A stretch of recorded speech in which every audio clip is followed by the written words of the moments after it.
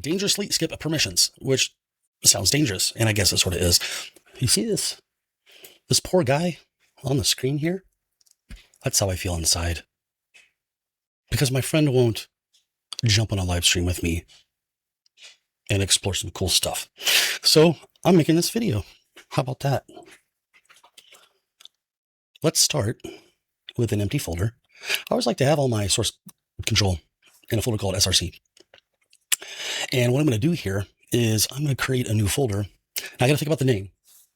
And an idea came in that I was like, that sounds fun. Bug tracker, something along those lines. And so let's call this bug squasher. That sounds fun. Okay, well, what type of an application should it be? I mean, almost all apps these days are web type of apps. I'm going to have AI write for me. I really don't write code anymore, unless you believe that Markdown is code. Okay. So one of the first things I want to do is bring up my terminal window. And let's just call this our coding buddy. Now I am on Windows 11, so I've got PowerShell here. I'm going to bring up Claude Code. I'm going to bring it up in a certain way. So Claude Code has been installed, and this is what I use most of the time. I'm going to say Claude dangerously skip permissions, which sounds dangerous, and I guess it sort of is. If you don't do this, then it's going to say, hey, can I read this file? Hey, can I write that file? Hey, can I commit? All that type of stuff. I don't like to answer those questions because I don't got time for that. Now, recently, I've had an issue with Claude Code sort of quitting on me when I give it a command, and it comes down to, I guess, some type of authentication token that hasn't been refreshed. So lately, I've just been trying to log in right away, so it's been nice and fresh. That opens up a new window, and that's got a black button there that says authorize. So I click on that button, and look at this, login successful. Okay, so for right now, we just have a folder. Now we right click on that folder. Look at that guy. And I said open with code. So that brought us VS Code. Of course, VS Code has got to be installed. Now I do have a paid account with Claude, and I think it's very well worth it. Now I can see how much credit usage I have. Now I do have the max plan, so I do pay extra for that. Now you could go with I think it's called the professional plan, around $20 a month. And that will give you, I would think, plenty for at least one project if you want to try this out. So that's something you want to keep an eye on. So I'm going to hit escape to cancel. And I'm going to tell Claude Code something. Okay. Help me plan. And you see this shift tab cycle. I'm going to hit shift tab. If you have the red bypass permission on, that's that what some people call YOLO mode. I think Anthropic actually calls it that as well. That dangerously skip permissions. That's what gets you that. If you don't do that and just say Claude, then you're not even going to see that option.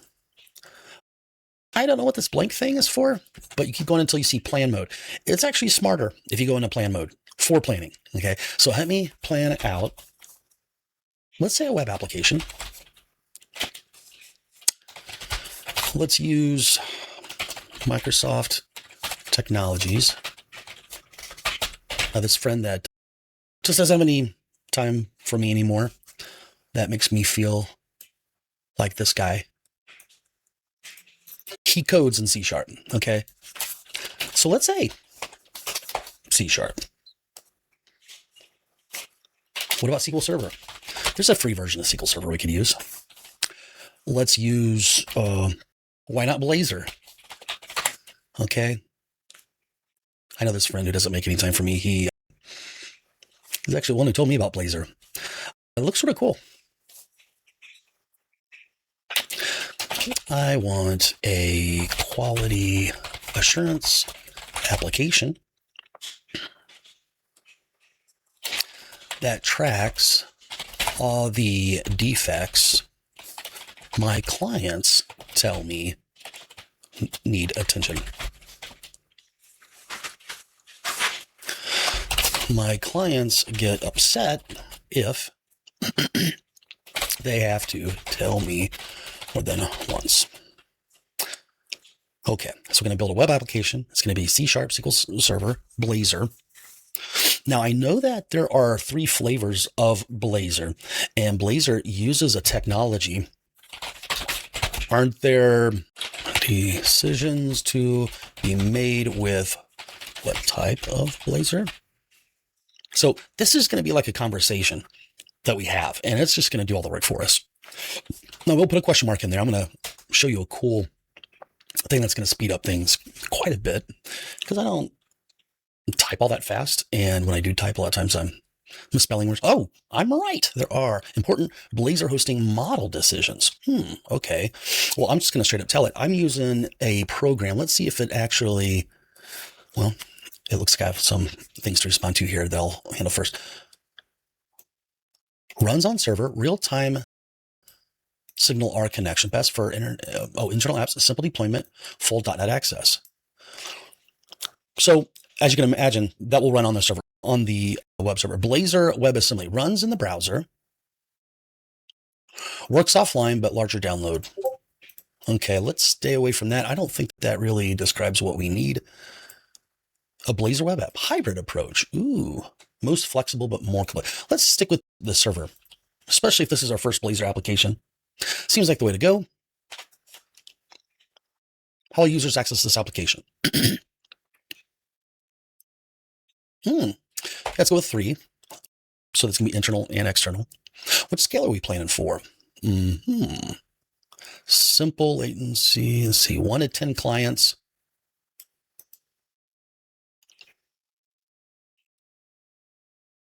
I would say at least 10. 50 is a bit much. So I'm going to hit 4. I'm going to type in here. Let's see, tab arrows to navigate. Let me get back to that.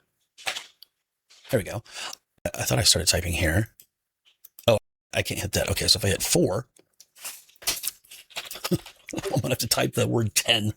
Okay, 10 to 20. Because even if I've got a 21st client, chances are I've already wrapped up quite a few of the ones that were in the pipeline. Okay, at a time. And they're not all going to be using the application at the same time. But this thing needs to be built so it doesn't like crash if if we have a busy day. Okay, so let's go with that. Notifications. Do you need email notifications? Absolutely. Yeah, let's do that. So we'll submit that. And it's working for us. Now, you want to see all the code we have so far? It's just nothing. Nothing's there yet. We're just having a conversation. Okay, now there is something called Docker. Okay, and Docker allows you to create a containerized, think of a shipping container. Okay, and we'll say within this container, we're going to have everything that we need to be inside that container. Okay, we're not going to create a web app and say, well, there's a SQL Server over here. Let's try to connect to it.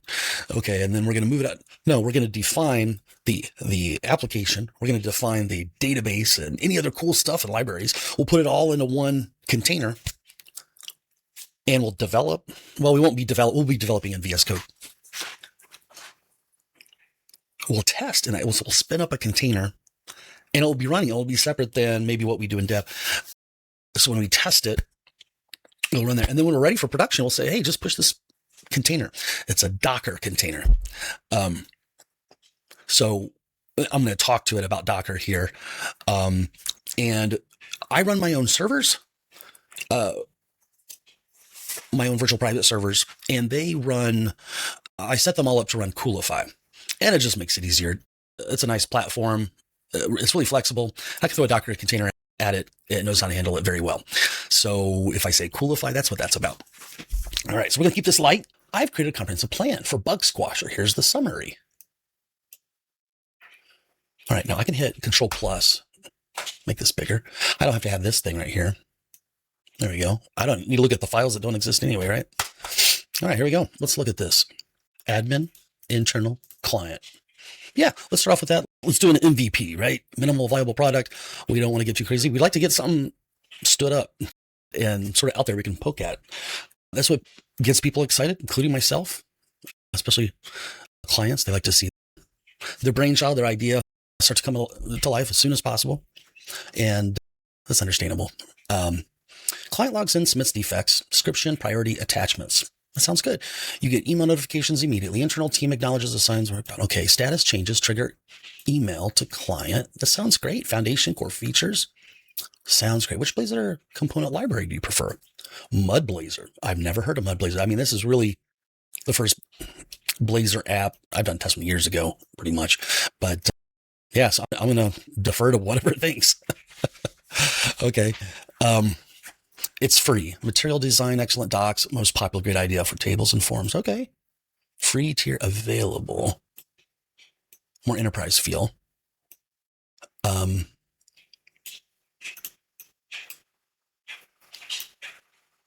More control, more work. That doesn't sound good to me at all. Work. Okay. I'm going to hit 1. This is fun. I doubt I'll finish everything, but I'll get as far as I can. And this might end up just being a part 1. Would you like to proceed? Yes. Clear context, bypass permissions. Okay. There's a few things that I would want to do here. Pause and document everything done so far. Our plans, our PRD. I'll say create a docs folder in the root of this repo. Now, we don't have a Git repository yet. So I'll say, oh yeah, let me see if my little tool works here. Go ahead and initialize a Git repository and do a commit with a great message. That's very helpful. Okay. I use a tool, a piece of software. It's called Aqua.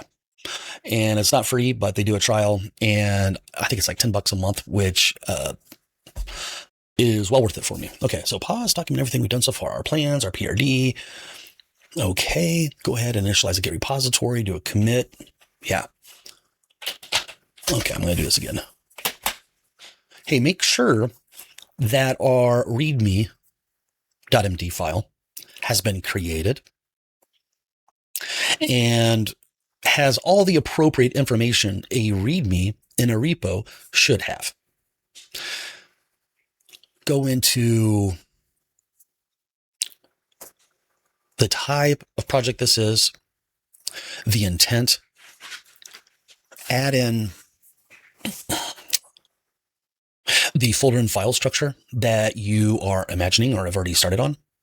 Okay, let's talk about the PRD again. So we need a docs folder that isn't already created and create a prd.md file. And something that's really important that we do with the PRD is that we put our intent in there. What do we intend on? What's our intent by writing this application? It's very important for a PRD that you keep that in. There have been studies done on this, and that whenever you create a bunch of features, plans to implement features, but you leave out the intent, sometimes those things get lost, and you have to remind them, like, hey, what about that one feature? Hey, what about this? What about that? So the intent is paramount. I want you to fill out the PRD as much as possible based on what you know, based on our discussions, but also based on what you plan on doing that we haven't even discussed yet. Perhaps you've assumed some things, which is completely fine. I just want to know what those are. So go ahead and do everything that I've mentioned here, and then report back. And then I'll have you continue on all this cool stuff that you're currently doing for me. Thank you very much. There we go. Okay. Now I'm going to hit that. And then what I'm going to do is I'm going to hit escape. And that should stop this guy.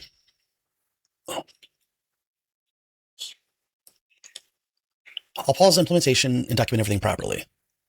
Okay. That's great news. Now, I don't know why it gave me all this text again. Let's take a look at our usage. See if that's changed much. And maybe that won't even show up until it's done. Now, Claude Code can do this thing with subagents. And I'm going to tell it, hey, make sure you use subagents because it can get things done much more quickly. And I mean, it burns through credits, but I mean, if you're going to be doing the same work spending the same credits. I'd rather just do it all in 20 minutes than 2 hours. Okay, it's already documentation, hasn't responded yet on the usage. And there's a reason why I had it go ahead and write out the documentation, because I want to start a new chat with a new instance of AI. And I'll typically have like 3 to 5 or more, and I'll have it be working on different things. Sort of cool. So I'm going to start up and I'm going to show you while it's working what that looks like. I'm going to move my face out of the way. New terminal. And we're on Windows, so we get PowerShell here by default. And I'm going to say CC. So this is an alias that I've set up. And you can have Claude Code create these aliases for you. Okay, so instead of saying Claude, you know, what I typed before, all I have to do now, CC, and it will just do all that for me. It's sort of cool. All right. All right. So there is something. I'm going to show you what files it does have here. Let's see. We have a solution file. Okay, that's sort of cool. We could open this with Visual Studio if we wanted to. That might be interesting. But there's a null file. I don't know what's up with these null files, but they appear and they're a little annoying. So if I see it, I just delete. I like a nice clean space over here with the files and folders. Now, I don't see README. Product. Okay. Tech stack. I like that.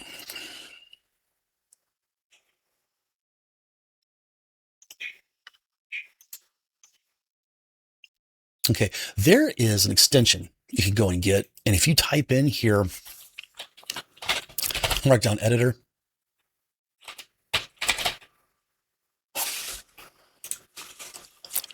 I think this is the one that I used. And there's this issue of trust here. It's like, hey, whoa, you're installing these extensions and it's like the Wild West, you know, use at your own risk, you know. But if I see 169,000 people using it and it's got good ratings, I'll use it. So that's what I'm using. So what I can do, instead of looking at something like this, so that's Markdown code. That's the only type of code I write now. But you haven't seen me writing much Markdown code yet, have you? Open with Markdown Editor. And you can just hit X on this. It'll go away. Now, it doesn't actually close it or anything. And here we go. Yeah, this is good stuff. Now, I'm going to give it some information. Let's say logons, passwords, encryption keys, API keys, developer world. We call these secrets. And I'm going to put my secrets in here. Oh, where's my ceiling again? Let's see if I can get my nice camera going. It quit on me tonight. By the way, I was going to use it, and I was using it for a meeting the other day. It might have been yesterday, the day before, but I left it on the whole time. And they're not really meant to be left on for days like that. So now I'm using my cheap thing here. Okay. So we got this. This looks great. You know what I mean? So I'm going to click off of that. Now let's actually look at the PRD. That looks good. Ooh. Hey, here's our entities client. Here's all our, let's say this is a database table. And then we've got all of these fields. Yeah, this looks great. Now, what would be better is if we had an ERD diagram.